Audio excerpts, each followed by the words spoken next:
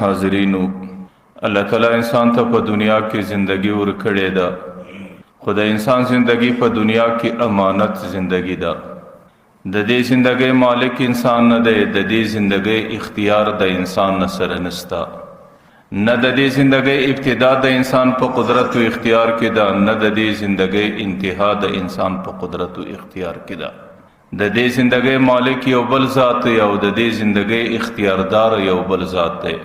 چې هغه ذات د الله تعالی ذات بلل کیږي. چې کله هغه اراده وکړي الله تعالی انسان ته په دنیا کې زندگی ورکوي، او چې کله د هغه اراده وسي د انسان سره د دنیا زندگی اخلي، نو د زندگی مالک بل څوک دی، د زندگی اختیار د بل چا سره دی. خو چې کوم ذات انسان ته په دنیا کې زندگی ورکړې ده، نو هغه ذات پر انسان باندې د دنیا په زندگی کې یو څه حقوق لازم ګرځولي دي. هغه ذات د دنیا په زندگی کې پر انسان باندې یو څو خبرې ایښې دي چې انسان به هغه حقوق رعایت کوي، انسان به هغه خبرې پر ځای کوي. او چې کله زندگی ختم شي، د زندگی د ختمېدو څخه وروسته الله تعالی د هغې خبرو د انسان نه څه پوښتنه کوي. بیا د انسان د زندگی کامیابی او ناکامی، بیا د انسان د زندگی خوشحالی او پریشانی د هغې معیار هغه خبرې. که چیرې انسان په دنیا کې د هغې خبرو پوره رعایت کړی، نو بیا خو به انسان کامیاب همي، بیا به انسان د مرګ بعد د زندگی د ختمېدو څخه وروسته خوشحاله همي. او که چیرې د انسان سره په هغې حقوقو کې په هغه خبرو کې کمزوري سوي، بیا خو چې کله زندگی ختمه سي، مرګ راسي، چې کله د الله په حضور کې انسان پیش شي، انسان د هغې خبرو پوښتنه کیږي، بیا به انسان پریشان همي، بیا به انسان ناکام همي، بیا به انسان د سخت ذلت او رسوایی او ستړیا سره مخامخ. اوس کومې خبرې چې الله تعالی پر د انسان باندې په دنیا کې ایښي دي، کوم حقونه چې پر انسان باندې پراته دي، او الله تعالی د انسان سره د هغې رعایت کول، د هغې ادا کول الله غواړي. هغې حقونه عام طور دوه قسمه دي، چې یو ته حقوق الله ویل کېږي، د الله تعالی حقوق په دې باندې انسان مکلف دی چې ادا کوي به. او دویم ته حقوق العباد ویل کېږي، د بندگانو حقوق په دې باندې انسان مکلف دی چې د بندگانو حقوق به هم ادا کوي. په حقوق الله کې بیا خپلې درجې دي. بعضې درجې هغه حیثیت د فرایضو لري، بعضې د واجباتو لري، بعضې د حرامو لري، بعضې د ناجایزو د مکروهاتو درجې لري. دغه رقم د بندگانو په حقوقو کې بعضې خبرې هغه کله واجب دي، کله فرض دي، کله مستحب دي، کله سنن دي. نو لکه څنګه چې د الله تعالی په حقوقو کې د بنده دپاره مختلفې درجې دي، د بندگانو په حقوقو کې هم د بنده دپاره مختلفې درجې دي. خو الله تعالی د بنده په دې مکلف ګرځولی دی چې دا حقوق په دنیا کې ادا کوي. د دې حقوقو د ادا کېدو څخه وروسته به بیا په قیامت کې د الله تعالی حضور ته د دې جواب پیښوي. نو د بنده دپاره د دنیا په زندگی کې د دې حقوقو اهتمام کول، ځکه د الله تعالی د طرفه د دې حقوقو بنده ته ډېر تاکید دی، او الله تعالی د طرفه د دې حقوقو د ادا کولو ډېر تایید دی. که چیرې بالفرض د انسان سره په دنیا کې په دې حقوقو کې کمزوري اوس، د الله تعالی په حقوقو کې کمزوري وسوه، د بندگانو په حقوقو کې کمزوري وسوه، بیا خو د هغې د تلافي، د هغې نقصان، د هغې کمزورۍ د جبرې په خاطر الله تعالی لار ورته خلاصه کړې ده چې دنیا کې د مرګ څخه مخکې د دې حقوقو خپل حقدار ته رسول، یا د دې حقوقو معافي غوښتل،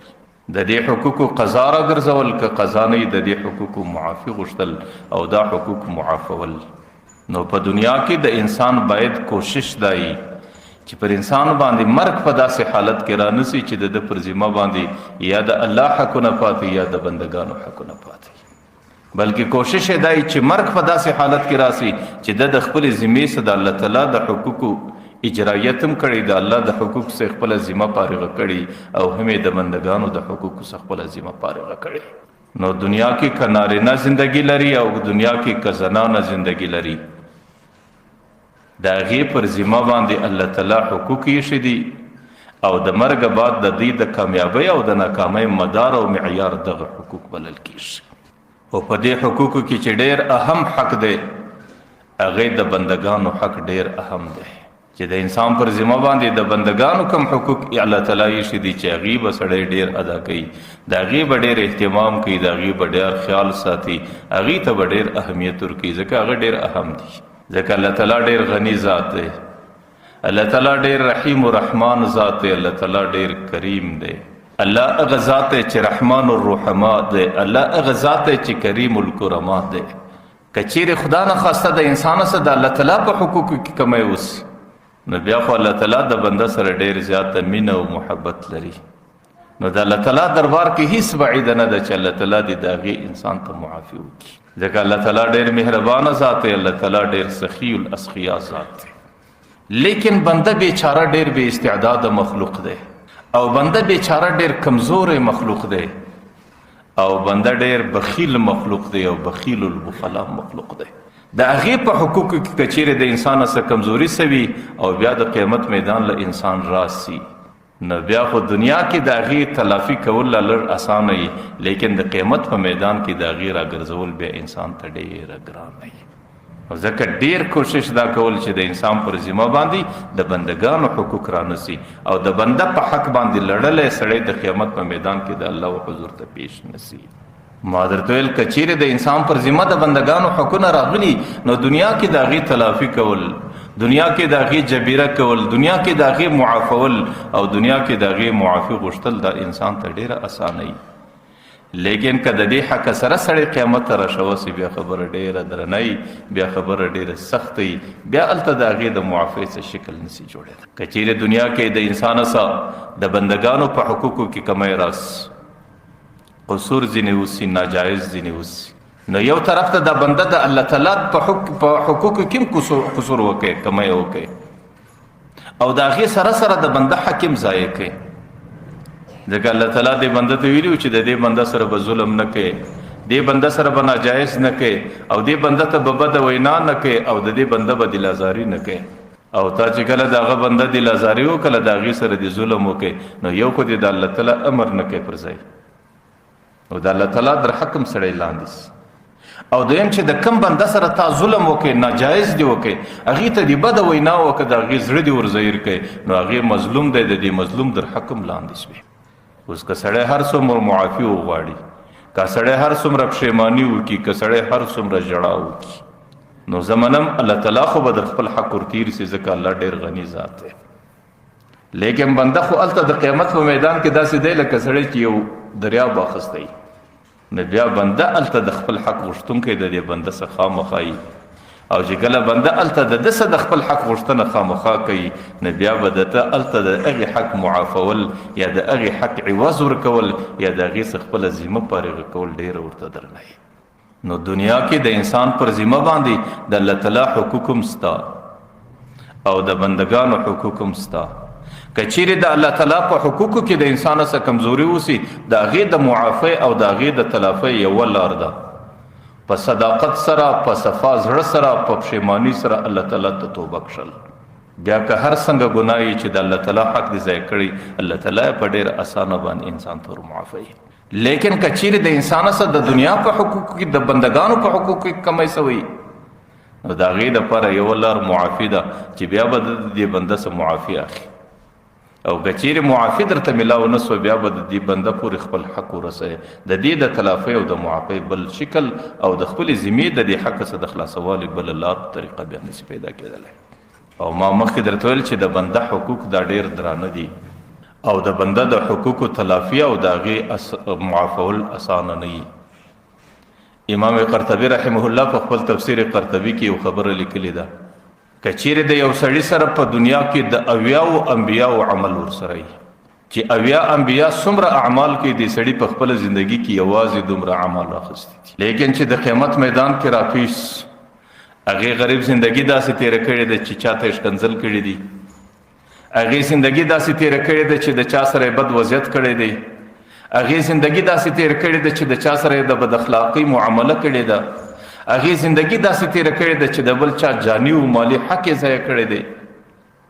نو بیا چې د قیامت په میدان کې در څو پورې د دې حقوقو جواب ویلی نه وي، د هغې پورې پر ده باندې جنت حرام دی، در هغې وخته پورې جنت له نسي تللی. تاسو ګورئ څومره درنه خبره ده، څومره غټ عبادت دی یو سړی بنده امتی دی او د هغې سره اعمال او عبادت د اویاو انبیاو ورسره دی، لیکن صرف د یو چا بده خبره د په عملنامه پورې مښتې ده چې په زندگی کې یو چا ته بده خبره کړې ده، صرف په زندگی کې د چا یو دراهم مقدار مال هغې خوړلی دی، هغې د هغې څه په ظلم باندې او په دوکه او خیانت باندې را قبضه کړی دی، نو بیا نه د دې اویاو انبیاو په عمل باندې سړی جنت ته تللی سي، نه در هغه وخته پورې الله تعالی د جنت فیصله نه کوي چې در څو پورې د دې بنده حق په دنیا کې ورکړی نه. ځکه دنیا کې د بندگانو حقوق ضایع کول دا ډېره درنه خبرې، نو د هغې تلافي دا ده چې د کم چا پر ذمه باندې دنیا کې د بنده حق رالی یا ورتلل د هغې څه معافي غوښتل، هغې راضي کول، هغې خوشحاله کول او د هغې د خولې څه او د هغې د زړه او د عمله څه دا خبره ایستل چې زما د طرفه ته معاف وي. او که چیرې دغه توفیق انسان ته الله نه کړي ور بیا خو هغې له ورتلل او خپل حق هغې ته رسول او د هغې د حق څخه خپله ذمه فارغه کول. امام قرطبي رحمه الله یو بله خبره هم لیکلې د تفسیر قرطبي کې، که چیرې یو سړی د قیامت میدان له په داسې شکل کې راس چې د هغې پر ذمه باندې د یو بنده یو دانق غالبا په عربي کې شپږمه حصه د دراهم ته ویل کېږي، او یو درهم دا د سپینو زرو دراهم راځي، دا غالبا 4.5 ماشې دی، او دانق د دې 4.5 ماشو غالبا شپږمه حصه ده. که زه تاسو ته وایم چې په سل کې 15 روپۍ یا په سل کې 15 روپۍ دا د سلو شپږمه حصه بلل کېږي. که یو سړی الله تعالی ته راپیش په داسې حالت کې سي چې د قیامت په میدان لرالی او حساب و کتاب پیش شي، لیکن هغه یو دانق د بل مسلمان حق خوړلی دی، الله تعالی د دې یو دانق په عوض کې 900 قبول سوي لمنځونه د هغې مسلمان د ده څه اخي، هغه مسلمان عمل نامې ته رسي. څومره عظیم عبادت دی یار، 900 لمنځونه دي او بیا 900 قبول سوي لمنځونه دي، او ستاسو د یو دانق د دراهم د شپږمې حصې په مقابل کې اخیستل کیږي او بیا ستا د عمل نامې څخه ایستل کیږي، د هغه چا عمل نامې ته رسول کیږي. او که چیرې د سړي پر ذمه باندې لږ ډېر حقونه د بندګانو وي، نو بیا خو نور عبادات ځي چې لمنځونه خلاص سي، روژې روانې سي، چې روژې روانې سي ختم سي، د هغې څه وروسته حج روان سي، چې حج ختم سي زکاتونه روان سي، خیراتونه چې څومره عبادات دي ستا د عمل نامې څه ځي، د هغې په عمل نامه کې جمع کېږي. او که چیرې د بنده ټول نیک اعمال خلاص او د هغې پر ذمه باندې لا د هغه بنده حقونه پاته نو بیا خو د هغې د عمل نامې څه ګناهونه راپورته کېږي او هغه ګناهونه د دې بنده په عمل نامه کې جمع کېږي. پیغمبر علیه السلام وایي فطرح علیه، دا ګناوې د ده پر عمل نامه بارېږي، ثم طرح فی النار، بیا دی د دې ګناو سره جهنم ته رسېږي. نو ځکه په حقوقو کې چې کوم حقوق الله تعالی د بنده پر غاړه د هغې ذمواري ایښې ده، په هغې کې ډېر اهم هغه د بندګانو حقوق دي. سړی کوشش دا وکړي چې د بنده حق، مالی حق دی، جانی حق دی، هر قسم حق چې دی، انسان چې کله آخرت له ورځي دنیا کې دا معامله صاف وکړي او کوشش دا وکړي چې زه د دنیا سره رخصت په داسې حالت کې نسم چې زما پر ذمه باندې د چا حق پاته وي. ما درته ویل د یو دانق په عوض کې چې د دراهم شپږمه حصه ده، چې هغه یو ډېر معمولی مالیت لري، هغې یو ډېر معمولی قیمت لري، د هغې په عوض کې 900 قبول سوي لمنځونه د انسان اساسي. حالانکه زما استاد 100 منځونه دي، یار زما استاد د زندګۍ عبادتونه په هغه شکل دي چې په ډېرو عباداتو کې قبول سوی ډېر کم پیدا کېږي، او چې کم قبول سوي دي هغه د یو دانق په عوض کې 900 لمنځونه بیا زما استاد سره رخصتېږي. حالانکه زما استاد لمانځه کوي کم حیثیت دی، زما استاد رکوع په کم شکل ده، زما استاد سجده په کم شکل ده، زما استاد قرات په کم شکل دی، زما استاد تلاوت په کم شکل دی. حضرت ابو هريره رضی الله عنه یو روایت را نقل کړي، وایي ډېر ځله داسې یو سړی 80 کاله مسلسل لمونځ کوي، لیکن چې 80 کاله زندگی پر اصل لمانځه کې نه رکوع سته نه سجده سته، نه د رکوع سجدې ښه کیفیت سته، د 80 کاله لمونځو کې د هغې غریب یو قبول سوی لمونځ نشي پیدا. 80 کاله لمونځو سو په 80 کاله لمونځو کې یو قبول سوی نسته. حضرت زید ابن وهب رحمه الله یو سړی ویني هغه پر لمانځه باندې ولاړ دی، په دې رکوع سجده کې لږ کمزوري کوي، چې کله سلام په وګرځوي بره ورته ته ماله راس، چې کله هغه ورله رالی ورته دغه رقم لمونځ ته د څو وخته څه کوې، هغه ورته 40 کاله کوم، ورته پر تا باندې د 40 کالو لمنځو راګرځول قضا فرض ده چې ته به 40 کاله دوباره برته لمنځونه راګرځوي، چې په کوم شکل باندې ته 40 کاله لمونځ کوې نو د دې لمانځه قضا پر تا لازمي ده. اوس به د 40 کالو لمنځونه برته ته راګرځئ. نو زه دا وایم چې یار زموږ او ستاسو د لمنځو هغه کیفیت دی او د هغې باوجود بیا هم چې یو څه قبولیت کې پیدا سي که چیرې سړي د بل مسلمان یو دانق د دریم شپږمه حصه هغې غلط هغې ظلم کړی هغې په ناجایزه طریقه راګرځولي د هغې په عوض کې 900 لمنځونه قبول سوي د انسان اخر. علامه ابن قیم د لمنځګزارانو متعلق چې زموږ د دې زمانې او د معاشرې خلک څنګه لمنځونه کوي، علامه ابن قیم د دې لمنځو زموږ او ستاسو د لمنځو 5 درجې لیکلي دي. اوله درجه یې دا لیکلې ده چې بعضې خلک متهاون فی الصلات، چې په لمانځه کې تهاون کوي. تهاون معنا سستی، تهاون معنا غفلت، تهاون معنا لاپروايي. هغې لمونځ په ډېر غفلت او په ډېره سستي او په ډېره لاپروايي کې کوي. کله کړی دی کله نه دی کړی، کله پر وخت کړی کله بې وخته کړی، کله قضا کړی کله کړی، او قضا چې سي د هغې کله قضا راګرځولې کله نه راګرځولې. ورته بعضې خلک زموږ په معاشره کې دغه رکه لمونځ کوي، دې ته متهاون فی الصلات وایي. د دې متعلق د قرآن آیات فویل للمصلین الذین هم عن صلاتهم ساهون. دې خلکو ته الله تعالی ویل ورکوي. ویل په عربي کې یا هلاکت ته ویل کېږي، دې خلکو ته هلاکت و تباهي ده. یا ویل د جهنم یو بدترینه شله ده. الله تعالی وایي د دې خلکو ته د جهنم پلانکې شله ګوري. ځکه مولانا زکریا رحمت الله علیه فضایل صدقات کې یو خبره لیکلې ده، و یو سړی دی هغې ناوخته پرېږدي د شپې سهار لمونځ، لکه زموږ عرف کې اوس دا راغلي سهار لمونځ ناوخته کوي. کله کله ځینې قضا سي هغه ډېر صوفي مسلک یې دی چې پر لمر ختو باندې راکښېني نو دی وکړي. ورته کم مونځ چې سړی قصدن قضا کړي، ټوله شپه پر میلو ډرامو مجلسو باندې تېره کړي او سهار یې هسې لمانځه ته ډېر نیت نه دی، ناوخته راکښېني هغه صوفي مسلک نو ناوخته پر لمر ختو باندې لمونځ وکړي. ورته کم لمونځ چې سړی قصدن قضا کړي او د هغې برته قضا راوګرځي، د دې سزا په قیامت کې 2 کروړه 88 لکه کاله په جهنم کې ده. د یو لمانځه سزا به الله تعالی دته په جهنم کې 2 کروړه 88 لکه کاله ورکوي. نو ځکه متهاون په صلات هغه سړي ته وي چې کله کړی کله نه کړی، کله کړی کله قضا کړی، کله د قضا کېدو څخه وروسته قضا راګرځولې او کله نه راګرځولې، دې سړي ته وي متهاون. او دویمه درجه هغې لیکلې د معاقب فی صلات. معاقب فی صلات دې ته ویل کېږي چې لمونځ خو همیشه کوي، لیکن دی دکاندار دی چې رالی پر لمانځه باندې ودرېدی، دی لمونځ په له اګا نه دي، بیا دی په خپله دکانداري کې اخته دی چې در څو پورې سلام په ګرځي. دی تجارت والا انسان دی چې کله رالی په خپل حساب و کتاب کې مصروفه دی چې سلام په وګرځي، اوه دی دې وخت څنګه بیا لمونځ خلاص. چې دی کله راسي دا اندازه نه ورته لګېږي چې اوس 1 رکعت ما څه تېر سوی، 2 رکعته تېر سوي، ما په دې امام سي اوس 3 رکعته ونیول که مې 2 رکعته ونیول، چې امام سلام په وګرځي دی حیران چې 2 رکعته را وګرځو. نو دې ته ویل کېږي معاقب فی صلات. علامه ابن قیم دا لیکلي دي دې سړي ته به هم الله تعالی سخترینه سزا ورکوي. پر څه باندې ورکوي؟ پر دې باندې چې یو شاهي دربار ته راغلی وي، د الله تعالی دربار ته، او د یو ډېر لوی بادشاه حضور ته حاضر وي او تا د هغې شاهي دربار بې قدري وکړه، د هغې شاهي دربار د هغې شاهي ذات بې قدري دې وکړه، د هغې د بې قدرۍ په خاطر به تا ته سزا درکول کېږي. نو پر دې لمانځه باندې ثواب نه وي چې ته په دې لمانځه باندې، پر دې لمانځه باندې الله تعالی سړي ته سزا ورکوي. د دې مثال داسې دی لکه یو بادشاه دی، عظیم بادشاه دی، هغه یو بنده یو غلام ځان ته راوغواړي او هغه غلام خپل مخ ته ودروي، هغه شاهي هغه بادشاه چې هغه د ډېر لوړې پایې مرتبې بادشاه دی، هغه د دې غلام سره خبرې کوي. لیکن د دربار په کنج کې یو حبشي بنده ولاړ دی، بدرنګ او بدشکله څوک ولاړ دی، او دا غلام د دې بادشاه بجای د سترګو دربیخ هغه ته ګوري،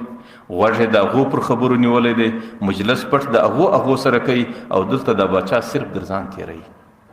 نو چې کله باچا په دې باندې پوه سي چې توجه دې زما بجای د هغه طرف ته ده، غوږ دې زما بجای د هغې خبرو ته دی، او خوند زما بجای زما د خبرو بجای د هغه چا دا درکوي، نو دا به د بادشاه د ځان بې قدري نه وبولي، دا به د بادشاه د ځان بې توقیري نه وبولي. او په څومره ذلت او په څومره رسوایي به د غلام د خپل دربار سره وباس. نو سړی چې پر مانځه باندې ولاړی او د الله تعالی طرف ته توجه نه وي، توجه په دکانداري کې ده او توجه په خپل زراعت کې ده، په توجه په خپل تجارت او په خپل کاروبار کې ده، نو دا د یو شاهي دربار او د الله تعالی د ذات به احترامي کول او په دې باندې الله تعالی دې بنده ته سزا ورکوي. ځکه چې کله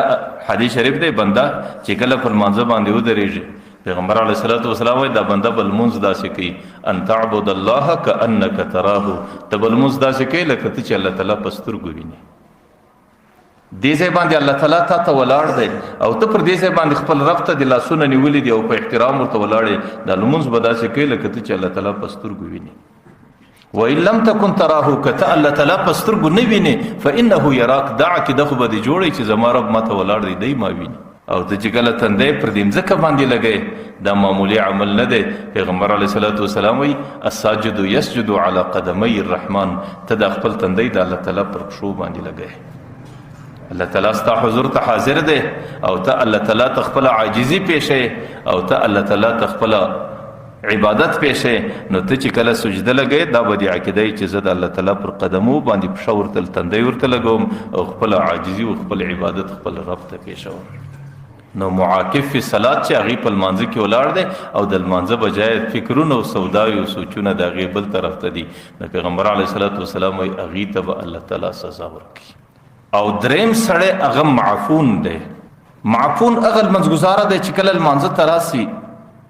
نو دی چې په لمانځه باندې ودرېږي د شیطان په تعلق باندې د سوچ او فکر پر بل طرف باندې ولاړ شي. دی په دې لمانځه کې بیا کوشش کوي چې بیا راوګرځي،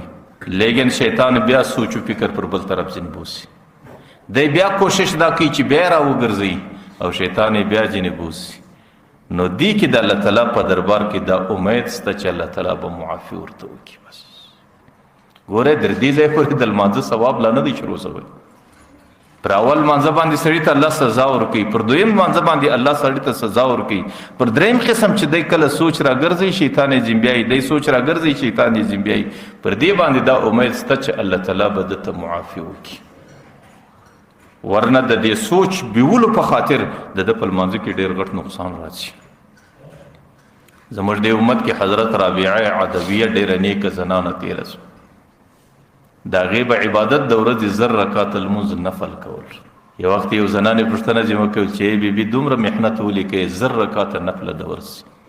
هغې ورته ویل د الله په ذات قسم کې په دې نیت باندې کوم چې جنت سته یا دوزخ سته، صرف په دې نیت باندې 1000 رکعته لمونځ کوم چې قیامت کې پیغمبر علیه السلام د نورو انبیاو په مخ کې ولاړې او زما عمل راپیش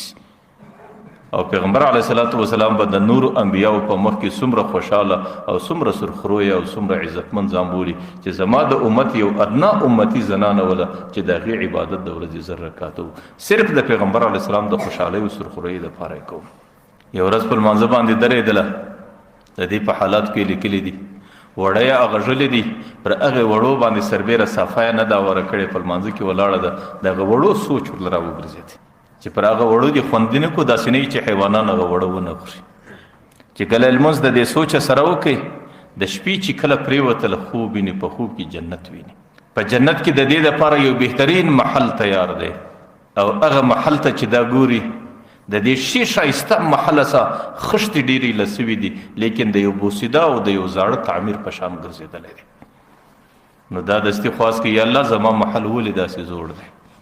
الله تعالی ورته وایي چې پر لمانځه باندې نه و درېدلی نو ستا دپاره د لمانځه په عوض کې بهترین محل تیار و،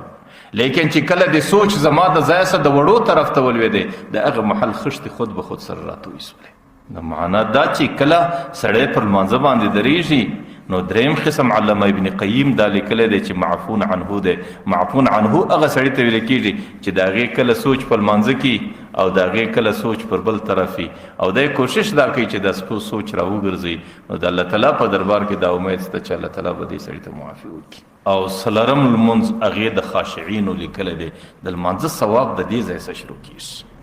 خاشعین هغه خلک دي چې هغې په لمانځه باندې ودرېږي د ابتدا صدر انتها پورې د الله د ذاته څه سوا بل طرف ته د هغې فکر نه ځي. هغې د الله تعالی په ذات کې د الله تعالی په صفاتو کې د الله تعالی په جنتونو د الله تعالی په عذابونو په جهنمونو کې داسې مستغرق ولاړ شي چې بیا د دنیا او د ماپیها سره مکمل نه خبره وي. دې ته لمونځ د خاشعین ویل کیږي. دې په باره کې الله تعالی وایي قد افلح المؤمنون الذين هم في صلاتهم خاشعون. هغې خلک کامیاب دي چې لمونځ په دغه شکل باندې کوي. کامیابی او فلاح هغه د هغې خلکو په نصیب ده. زموږ د امت کې عجیبه خلک و هغې عجیبه لمونځونه کول او هغې عجیبه د کامیابۍ په شکل باندې سره رسول. زموږ د امت کې یو صحابي دی حضرت ابو ریحانه رضی الله عنه. هغه په یو جهادي سفر کې تللی دی. 3 کاله هغې مسلسل د کور څخه غایب دی. د مجاهدینو په قافله کې دی، د مجاهدینو په لشکر کې دی، په جهادي سفر کې دی. نه هغه زمانه د رسنۍ ده، نه هغه زمانه د اطلاعاتو ده، نه هغه زمانه د ټلیفون ده چې هغې ته د ټلیفون او رسنیو معلومات راځي کور ته. نو 3 کاله د کور زنانه د ماشومان بچان دی هغه په انتظار کې تېروي. 3 کاله بعد د مجاهدینو قافله مدینې ته راورسېدله. چې قافله راورسېدله هغه قافله کې حضرت ابو ریحانه رضی الله عنه هم راغلی. د صحابه عجیبه شعادت چې کله به د سفر سرالو اول به مسجد لراتلو. نو حضرت ابو ریحانه رضی الله عنه مسجد ته راغلی. کور ته حال راورسېدی چې حضرت ابو ریحانه راورسېدی او په مسجد کې د لمونځ کوي. حضرت ابو ریحانه رضی الله عنه د ماخستن لمونځ وکړي په مسجد نبوي کې. د ماخستن د لمانځه څخه وروسته مسجد نبوي څخه کور ته راغلی. چې کور ته راغلی زنانه د 3 کاله بعد خاوند راځي او د هغه ستړي او جهادي سفر سره راځي او 3 کاله پر هغې باندې سهار او ماښام د هغې پر غوږونو باندې د هغې د ژوند د مرګ اوازې مښتې. نو هغه زنانې خپل کور ورته صفا کړې، بچان یې ورته ولمبول، بچان یې صفا کړو. نو زنان او بچان ټول د خپل خاوند او بچان د خپل پلار په انتظار کې ناست دي. حضرت ابو ریحانه رضی الله عنه چې کله راغلی زنان هم په انتظار ناست، د بچیم په انتظار ناست. باره ورته مجلس به وروسته کړو، زه به یو 2 رکعته لمونځ وکړم، د هغې څه وروسته به بیا مجلس. حضرت ابو ریحانه رضی الله عنه چې کله پر لمانځه باندې ودرېدی نو شپه روانه د روانه د شپې یوه حصه تېره سوله. هغه بچان په ناستې ناستې بره بیدس، هغه زنانه ورته ناسته د حضرت ابو ریحانه 2 رکعته لمونځ روان دی. چې کله د سهار سپېدې راچاودل کېږي هغې سلام په وګرځه. هغه زنانه بره داسې د ګیلې په شکل ورته وایي،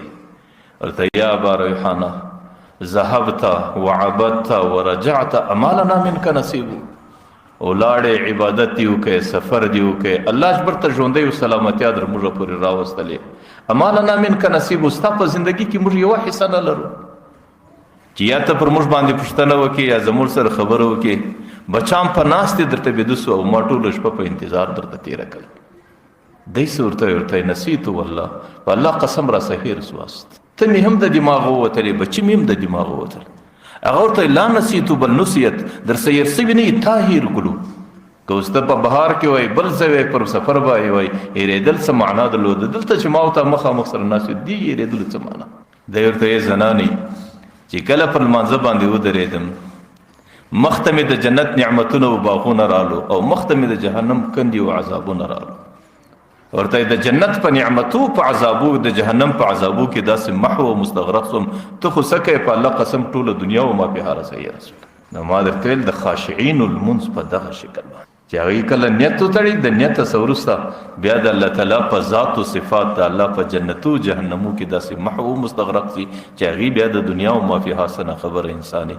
دې لمنځو ته پیغمبر علیه صلات وسلام د دې لمنځو په متعلق قرآن کریم وایي چې دا د فلاح او د کامیابۍ والا لمنځونه دي. او 5م قسم لمونځ علامه ابن قیم لیکلی دی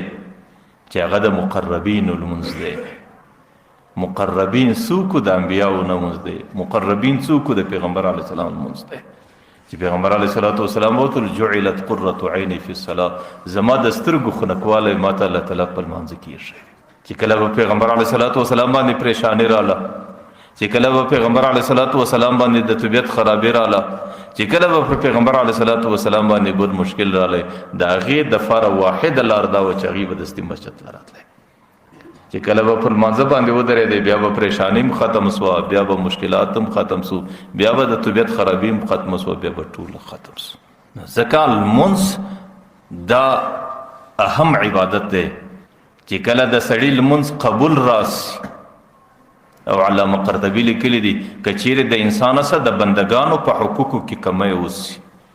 یو دانق مقدار سړی د بل بنده حق ضایع کی چې د قیامت میدان لراله بیا د په عمل نامه کې چې څومره المنځونه دي په هغې کې 900 قبول سوي المنځونه الله تعالی د یو دانق په عوض کې د عمل نامې څخه ختموي. نو ځکه زه دا وایم چې په زندگی کې په ټولو حقوقو کې اهم حق هغې د بندګانو حقوق دي چې سړی کوشش دا وکړي چې د دنیا څخه په داسې حالت کې رخصت نسي چې د پر ذمه باندې د بندګانو حقوق پاته وي. ځکه د بندگانو د حقوقو ادا کول بیا سړي ته ډېره ګرانه او د بندگانو د حقوقو ادا کول سړي ته ډېره ګرانه ځکه د بندگانو حقوق دا د قیامت میدان کې د ټولو مقدماتو په ابتدا کې راسي چې د سړي سره د بنده سره ناجایز سوي د سړي سره د بنده سره ظلم سوی سړي د یو چا زړه زیر کړی سړي یو چا ته تکلیف رسولی سړي د یو چا جانی مال ضایع کړی او جانی ضایع کړی یا مال ضایع کړی د هغې ټولو سوالو کتاب د قیامت په میدان کې د ټولو څخه مخکې الله تعالی غواړي. حضرت ابو هريره رضی الله عنه یو روایت را نقل کی چې انسان کله د الله تعالی حضور ته پیسي د انسان 3 رجسټر 3 عمل نامې راځي. یو عمل نامه د انسان هغه په داسې کلی چې د هغې الله تعالی یو ذره رعایت نه کوي په هغې کې چې څه لیکلي دي الله تعالی د هغې مطابق بنده ته خامخا سزا ورکوي. نه الله تعالی د هغې متعلق اساني کوي نه الله تعالی د هغې متعلق معافي کوي. په هغې کې الله تعالی د بنده سره خامخا سختي کوي او بنده ته د خپل عمل سزا خامخا ورکوي. هغه ډېره سخته عمل نامه او ډېر سخت رجسټر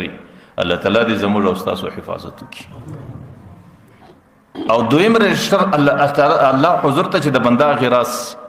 الله تعالی په هغې کې ډېره اساني کوي. کله کله الله تعالی بنده ته پر هغې باندې چې څه کې لیکلي دي سزا ورکړي او کله کله الله تعالی بس د هغې سره د اسانۍ او د معافۍ او د عافیت معامله کوي. که چیرې الله تعالی پر دې عمل باندې بنده ته سزا ورکړي دا د الله تعالی عین عدل او انصاف دی او که چیرې د دې بنده سره اساني وکړي دا د الله تعالی فضل او احسان دی. نو کله د الله تعالی عدالت دی او کله د الله تعالی احسان دی کله معافي کله نه معافي. او دریم رجسټر هغه دا دی چې د بنده هغې د الله تعالی حضور ته راسي الله تعالی د هغې سره د عدلې بدلې معامله کوي چې څه دې کړي دي هغه در سره کېږي چې د کم چا حق دې ضایع کړی دی الله تعالی د هغې حق در څخه اخلي چې د کم چا سره دې ظلم کړی دی الله تعالی د ستا د ذمې څخه د هغې د ظلم قصاص اخیستل کېږي. نو د الله تعالی حضور ته 3 رجسټر راځي. حضرت ابو هريره رضی الله عنه اولنی رجسټر چې د الله د انسان رجسټر چې د الله حضور ته راځي هغه دی چې په هغې کې د انسان کفر او شرک لیکلی چې کم سړی زندگی په کفر کې تیره کی چې د کم سړی زندگی په شرک کې تیره سي د کفر او د شرک متعلق الله تعالی یو ذره رعایت نه کوي. ان الله لا يغفر ان يشرك به ويغفر ما دون ذلك لمن يشاء. الله تعالی مشرک ته مغفرت نه کوي د دې سما سوا الله ډیرو کسانو ته چې د الله مشیت او خوښه وسي الله معافي ورته کوي. نو اول عمل نامه هغه ده چې د هغې سزا الله تعالی بنده ته خامخا ورکوي. او دویم هغه عمل نامه ده دویم رجسټر هغه دی چې د بنده هغې راسي چې په هغې کې د الله تعالی حقوق ضایع سوي په هغې کې دا لیکلی دی دې بنده لمونځ نه دی کړی دا د الله حق دی دې ضایع کړی دی. په هغې کې دا لیکلی دی چې دا بنده روژه نه دی نیولی دی د الله حق دی دا یې ضایع کړی دی. په هغې کې دا لیکلی دی دا بنده زکات نه دی ورکړی دا د الله تعالی حق دی دا یې ضایع کړی دی. هغې کې دا لیکلی دی دې بنده حج نه دی کړی دې بنده فلان ګناه کړی دی دې بنده زنا کړی دی دې بنده فلانه خرابي کړې ده. نو د دې متعلق بیا د الله تعالی عدل او د الله تعالی انصاف دا دی چې د دې اعمالو سزا الله تعالی بنده ته ورکړي. ما درته ویل د یو لمانځه د قضا سزا ما مخکې درته ویل چې 2 کروړه 88 لکه کاله الله تعالی په جهنم کې ورکوي سړي ته. لیکن الله تعالی ډېر کریم ذات دی الله ډېر سخي ذات دی الله ډېر رحمان او رحیم او ډېر مهربانه ذات دی. دا ممکنه لري چې الله تعالی پر هغې باندې د معافۍ قلم کش کړي. بس او دریم رجسټر چې د الله تعالی حضور ته راځي هغه دی چې په هغې کې د بندګانو حقوق لیکلي. دې سړي د دې سړي سره ظلم کړی دی دا سړی قتل کړی دی. دې سړي د دې سړي سره ظلم کړی دی د دې مال یې غصب کړی دی. دې سړي د دې سړي سره ظلم کړی دی دې ته یې بده وینا کړې ده. او دې سړي د دې سړي سره ظلم کړی دی د دې سره بغض او عناد کړی دی. او دې سړي د دې سړي سره ظلم کړی دی د دې سړي غیبت کړی دی او د دې سړي عزت ور خراب کړی دی او دې سړي ته تکلیف ورسولی دی او د دې سړي دل ازاري کړې ده. نو په هغې کې هغه حقوق لیکلي چې یا د بنده مالونه سړي ضایع کړي یا د بنده پر نفس او پر عزت باندې سړي حملې کړي. د دې متعلق الله تعالی د عدلې بدلې معامله کوي. د دې معنا دا چې څه یې کړي دي د کم بنده سره در هغې وخته پورې الله تعالی معافي نه کوي چې در څو یې د هغې بنده حق نه ځینې وراخستی. په ټولو کې اولنی هغه څوک راځي چې هغه قاتل چې کله د الله تعالی حضور ته پیش نو هغې په داسې شکل پیشیږي چې دې مقتول هغه د قاتل په دې لاس در ګریوان نیولی او په دویم لاس باندې پر دې خپل لاس باندې خپل سر راخستی او د الله تعالی و عرش ته یې ودرې او یا الله ته د دې ظالمه څه پوښتنه وکړه زه پر څه باندې قتل کړم یا الله زما زنانه پر څه باندې کونډه سوه زما بچه هم پر څه باندې یتیمان سو. نو الله تعالی نور خبره نه ورته کوي. الله تعالی ورته ته بېغمه کښېنه زما د په عزت و جلال قسمي که نن د دنیا ټوله انسانیت ستا پر قتل راجمع سوی وي ما به ټول انسانیت جهنم ته غورځولی وي نو دا ظالم به زه جهنم ته څنګه نه غورځم. او دویم هغه سړی چې د کوم چا مال یې غصب کړی هغې رامخ یا الله زما سره ظلم دی را باندې زورور و زه کمزوری وم دی را باندې طاقتمن و زه بې طاقت وم یا الله زما مال یې ولې غصب کوي د دې نو په ټولو مالو کې چې کوم چا د بل چا مځکه غصب کړي د پیغمبر علیه صلات وسلام د حدیث ته معلومیږي چې سړی د بل چا یو لویشت مځکه غصب کړي که په دنیا کې بل یوه زره ګناه نه وکړي بس د هغې د جهنم کفایت کړي. بیا چې څومره مځکه د غصب کړې ده هغه مځکه بیا اوه مځکې دا ټولې وسرۍ سي او دا ټولې په یو تناو وپیودل سي او د ده په غاړه باندې ورزړېږي او دا مځکې په غاړه زړېږي او په دې شکل کې دی د الله حضور ته پیښېږي. نو ما درته ویل چې کم چا ظلم کړی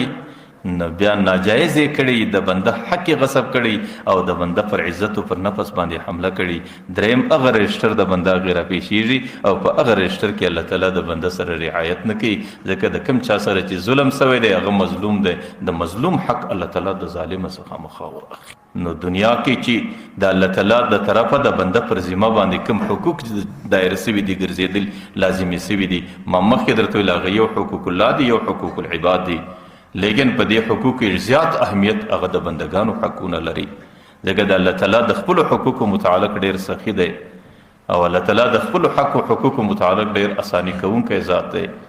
لیکن ستړی هغه د بندگانو حقوق دي چې سړی د الله تعالی حضور ته په داسې شکل باندې ورسي چې د هغې پر ذمه باندې د بندگانو حقوق پاتې.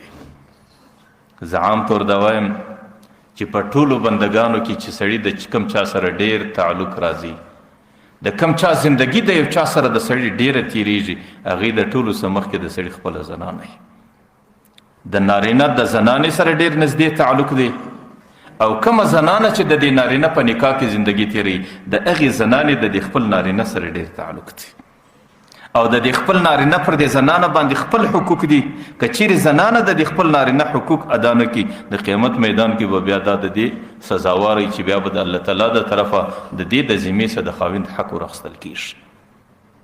او که چیرې خاوند د دې خپلې زنانې حقوق ادا نه کړي بیا به د قیامت په میدان کې د دې خاوند د ذمې څخه د زنانې حقوق حاصل کېږي. زه دا منم دنیا کې خو د سړي زنانه د سړي په نکاح او ډېر ځله د هغې حق یو حق د سړی تیار نه لیکن د دنیا معامله جلا ده د آخرت معامله جلا ده. که چیرې د زنانې څخه د خاوند په حقوقو کې کمزوري اوسي یا د خاوند څخه د زنانې په حقوقو کې کمزوري اوسي نو دنیا کې د هغې تلافي دنیا کې د هغې د خلاصونه څه طریقه هغه معافي ده او که چیرې معافي په دنیا کې سړی نه وکړي قیامت کې الله تعالی د دې حقوقو بدله یو بل څخه مخاضله ورأخلي. لیکن عام طور د انسانانو سره د دې خبرې فکر ډېر کمی یو خو د هغې وجه دا چې د انسانانو دې طرف ته ډېره توجه نه وي او ډېر ځله د نه توجه سبب هم دا چې د انسانانو سره د دې خبرې علم نه او چې کله علم نه د حقوقو چې پر نارینه ته دا معلومات نه چې د زنانې پر ما باندې کوم حقوق دي او زنانې ته دا معلومات نه چې د نارینه پر ما باندې کوم حقوق دي او د مرګ بعد د دې نارینه د کوم حقوقو زما څه پوښتنه کېږي او زما د عملنامې څخه کوم حقوقو ذمهواري و دې نارینه ته ورخصتل کېږي او نارینه ته دا معلومات نه چې د مرګ بعد دا زنانه د الله تعالی مخلوق دی او الله تعالی د دې سره حساب و کتاب کوي زما سره حساب و کتاب کوي که ما د دې په حقوقو کې کمی کړی زما کم حق د دې کم حق زما د عبادت او زما د ذمې څخه دې ته ورخصتل کېږي. د یو وجه خدای چې د انسانانو سره د دې خبرو علم نه او چې کله علم نه بیا خو ډېره ستړي او دویمه وجه دا چې د زنانې او د خاوند زندگی ډېره بې تکلفه وي او ډېره سره نږدې وي او د زنانې او د خاوند تعلق ډېر په قربت کې سره تیریږي د هغې بې تعلقۍ په خاطر د دې خبرې د دوی سره فکر نه د نارینه سره دا فکر نه چې د زنانې یو څه حق شته که نشته او د زنانې سره هم دا فکر نه چې زما د خاوند پر ما باندې څه حق شته که نشته او هغه بې فکري په دې امورو کې ډېره زیاته خطرناکه وي او چې کله ډېره خطرناکه وي د هغې خطرناکي د مرګه بعد د قیامت په میدان کې سړي ته ښکاره کېږي چې کله نارینه د زنانې په حقوقو کې بې فکره زندګي تېروي او د هغې څه سوچ و فکر نه وي ورسره چې د دې زنانې چې زما په نکاح کې ناسته ده د دې حقونه ما ادا کړي دي که نه دي ادا کړي او زنانه چې د خاوند سره په نکاح کې تړلې ده د زنانې سره هم دا فکر ورسره نشته بس زما او د خاوند ډېره نږدې زندګي د سره نو دا د خاوند د حقوقو فکر نه لري د دغه بې فکرۍ په خاطر باندې د دوی دې طرف ته ډېره توجه نه او کله کله بیا وجه دا وي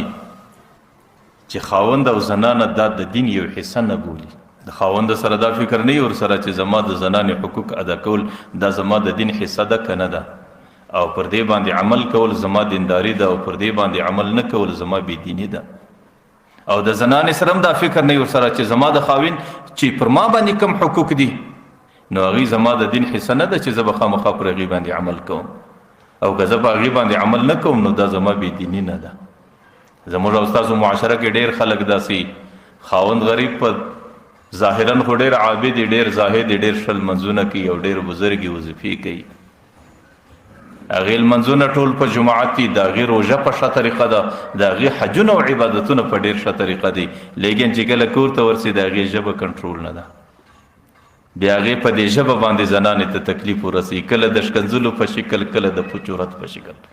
د هغې لاس کنټرول نه دی د هغې زندگی کنټرول نه ده او د هغې د زندگی سره د کورنۍ انسانانو زندگی په تکلیف کې ده بس دی په دې خوشحاله دی زه خو د کور حاجي یم زه خو د کور مشر یم زه خو د کور بزرګ یم ګورئ د قیامت په میدان کې که دې زنانې ته تا تکلیف ورسولی زما په الله قسم ستا قبول سوي لمنځونه چې تا په سپیول کې کړي دي هغه به ستا د عملنامې سره د دې تکلیف په خاطر د دې زنانې عملنامې ته شوه کېږي ځکه تا د زنانې په حقوقو کې کمی کړی دی او هغې حقوقو کې چې تا کمی کړی دی د هغې معافي الله تعالی هم نه کوي بلکې دا هغه رجسټر دی چې د هغې پوره بدله به الله تعالی ستا د عملنامې څخه د هغې عملنامې ته شو کوي او زموږ په معاشره کې بعضې وخت کې زنانه هغه ډېره ښه عابد او زاهده زنانه یې ډېر شل منځونه کوي او ډېره ښې روژې نیسي او ښه په تلاوت او په عبادت کې ژوند تېروي لیکن د هغې غریبي په زندگی کې د هغې په ژبه کې د هغې د ژوند په طور او طریقو تېرولو کې لږ شدت او تیزي نو د هغې څخه خاوند ته کله تیزه خبره کېږي کله د خاوند زړه ځینې زیریږي هغې کله خاوند زیروي او کله خاوند ته تیزې خبرې کوي هغې کله خاوند پریشانه کوي او خاوند په پریشانه شکل د هغې څه ورځ شپه تېروي نو بیا خو زنانه ته دغه عبادت او زنانه ته دغه روژې او زنانه ته دغه سجدې او زنانه ته دغه تلاوتونه د هغه شی نه دي چې بیا دا د قیامت په میدان کې د دې په ذریعه خلاصه سي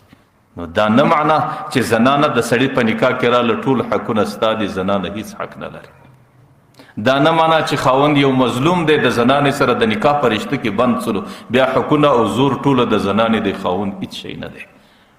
نه دا شریعت دی دا د الله تعالی دین دی د هر یو ته خپل حق ورکول کېږي که یو هر یو د بل په حقوقو کې کمی وکړي یا به په دنیا کې د هغې تلافي په معافي باندې کوي او که چیرې په معافي باندې نه اوسي بیا به د قیامت په میدان کې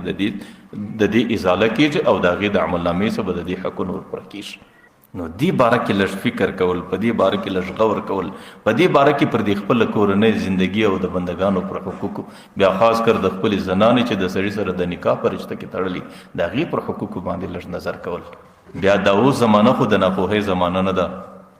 ډېر خلک خوانده دي علماو ته د الله تعالی خیر کثیر ورکړي په دې باره کې مختلف کتابونه لیکلي دي چې د زنانې کم حقوق دي د نارینه کم حقوق دي په هره ژبه کې لیکلي دي په اردو کې ستا په پښتو کې ستا چې کومه ژبه باندې سړی پوهېږي په هغې ټولو کې ستا بهترین کتاب حکیم الامت حضرت اشرف علي تانوي رحمت الله علیه آداب زندگی لیکلی دی د هر خاوند دپاره دا ضروري ده چې هغه وګوري چې د دې زنانې سره زما څنګه زندگی کول او که چیرې زنانه خوانده وي د هغې دپاره دا ضروري ده چې دا وګوري چې زما د خاوند سره زه څنګه زندگی تېره کړم او بل کتاب یې لیکلی دی اسلامي حقوق په هغې کې خو انسانان څه کوي زنانه څه کوي کلی څه کوي قریبان څه کوي په هغې کې هغې د حیوانانو حقوق لا لیکلي دي چې زموږ په دین کې به د حیوانو سره سختي نه کوي د حیوان هم پر تا باندې دا حق دی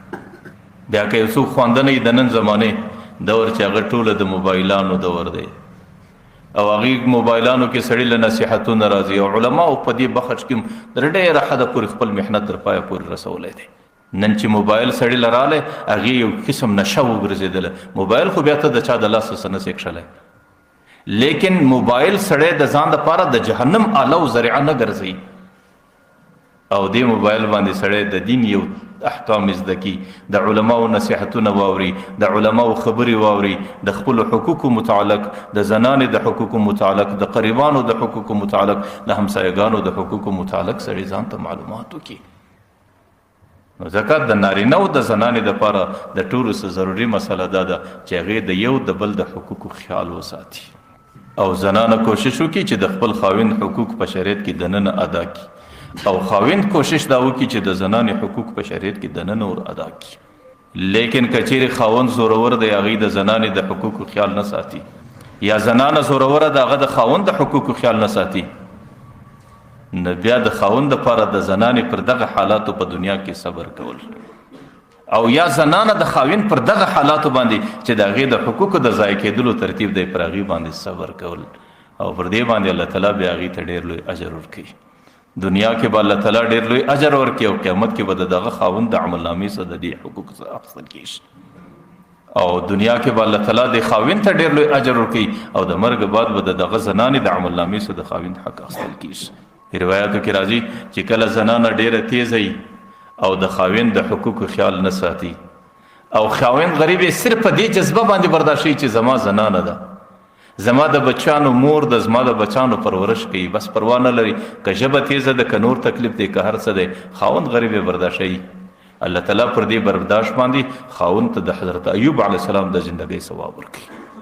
حضرت ایوب علیه السلام د الله تعالی نبی دی، 18 کاله مسلسل هغې په داسې بیماري کې تېره کړله چې هغه بیماري بیا چاته نه ولګېدلې او قرآن کریم د هغې حالات بیانوي، قرآن کریم د هغې د صبر او د برداشت بیان کوي. او که چیرې خاوند ډېر زورور دی هغې د زنانې د خبرو یوه ذره خیال نه ساتي، د زنانې د حقوق خیال نه ساتي، زنانه صرف په دې خاطر باندې برداشتوي چې زما د بچانو پلار دی او زما د سر سایوان دی او زه د ده څه په لرېوالي باندې بې عزته کېږم، د خپل عزت او د خپل شرافت خیال ورسره او په دې شکل باندې د خاوند کوم مشکلات او تکلیفات ټوله برداشتوي. نو بیا خو کتابو لیکلی دي چې الله تعالی به دې زنانې ته د حضرت آسیې ثواب ورکوي. آسیه هغه زنانه وه چې د فرعون په نکاح کې راله او هغې د فرعون څه بغاوت وکړي، اسلام یې قبول کړي او بیا فرعون پر دیوالونو باندې دا میخ کړه او په دې شکل د دې شهادت په نصیب سلو. نو بیا به هغه زنانه ته د مرګ بعد الله تعالی د هغې زنانې ثواب ورکوي او د هغې په مقدار ثواب به د دې په عملنامه کې لیکل کېږي. نو د ټولو څه ښه خبره دا ده چې خاوند د زنانې حقوق ادا کړي او زنانه د خاوند حقوق، لیکن خدا نه خواسته که چیرې په دې کې په یو کې کمزوري او بل دې پر دې کمزوري باندې برداشت وکړي، الله تعالی به د ډېر لوی ثواب مستحق کړي. یو روایت کې راځي چې کومه زنانه هغه زندګي داسې تېره کړي چې هغې څه خاوند په تکلیف وي، د هغې د ژبې څه خاوند په تکلیف دی، د هغې د عمله څه خاوند په تکلیف دی او خاوند د خپل شرافت څه غږ نه کوي، نو بیا خو پر هغه زنانې باندې د الله تعالی لعنت راځي، پر هغې زنانې د فرشتو لعنت راځي. او که چیرې زنانه ورځ داسې تېره کړي چې د هغې څه خاوند ناراضه وي، چې در کومه زمانې پورې خاوند ځینې ناراضه دی، در هغې وخته پورې دا د الله تعالی د ناراضګۍ لاندې ده، الله تعالی د دې څه ناراضه دی. او چې کومه زنانه د خاوند د اجازې بغیر پلار که راځي، مور که راځي او د خاوند خوښه نه وي، دا پر خپل سر باندې روانه وي، بیا چې در څو پورې دا روانه ده او برته د خاوند کور ته راځي، در هغې وخته پورې دا د الله او د الله د ملایکو د ټولو د لعنت لاندې ده. اوس لعنت معمولی خبره نه ده چې د الله تعالی لعنت دی، د الله تعالی لعنت دا معنی د الله تعالی د رحمته صدا لرې ده چې الله تعالی د بندگانو سره کوم آسانی کوي، الله تعالی پر بندگانو باندې کم رحم را استي، الله تعالی د بندگانو په زندگی کې کم برکت پیدا کوي، د هغې ټولو څه د محروم او بې نصیبه پاته ده. یو بل روایت کې ادم راځي چې کومه زنانه د خاوند نافرمانه سي، نو بیا د قیامت په میدان کې هغې ته دا سزا ورکول کېږي چې هغې به د جهنم په دیوالو کې په ژبو راځړي شي. تاسو ګوره یو طرف ته جهنم ته ننوتل او بیا په جهنم کې په ژبه باندې راځړېدل، دا څومره عظیم تکلیف وي. نو په دې وجه باندې د زنانې دپاره پکار دا دی چې هغې د خاوند خپل خیال وساتي او چې کومه زنانه د خاوند فرمانبرداره وي او د خاوند خدمت کوي، نو بیا خو روایت راځي چې په هوا کې مرغان دي او په اوبو کې مایان دي او په مځکه خصمانان دي، چې در څو پورې د دې زنانې زندګي تېرېږي دا ټوله د دې زنانې د مغفرت دعا کوي. او بعض روایت پر دې باندې هم راځي او بعض روایت پر دې باندې هم راځي چې د قیامت په میدان کې د ټولو څه اولنۍ مقدمه هغه د خاوندو د زنانې د الله و حضور ته پیښیږي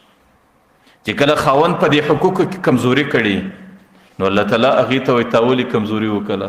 دی خو په دنیا کې په دې ژبه باندې ډېر چابک عادت سوی دی نو چې دی کله ورته زما زنانه د دا او دا الله تعالی ورته الیوم نختم علی افواههم تاسو پر خوله مهر ور ولګوئ بیا به د سترګې خبرې روانې کی د لاسونه به خبرې روانې کی او د بدن ټولو اندامونه به خبرې روانې کی چې د زنانې سره په کم اندام باندې د ناجایز کړی دی هغه ټول اندامونه به د قیامت په میدان کې پر د شاهدي ادا کی او که چیرې زنانې د خپل خاوند سره ظلم کړی بیا د زنانې څه پوښتنه کول کیږي نو زنانو په دنیا کې په تیزی باندې عادت هغې به ژبه چلی الله تعالی ملایکو ته دا ژبه ور بنده کړي بیا به د زنانې سترګې خبرې کوي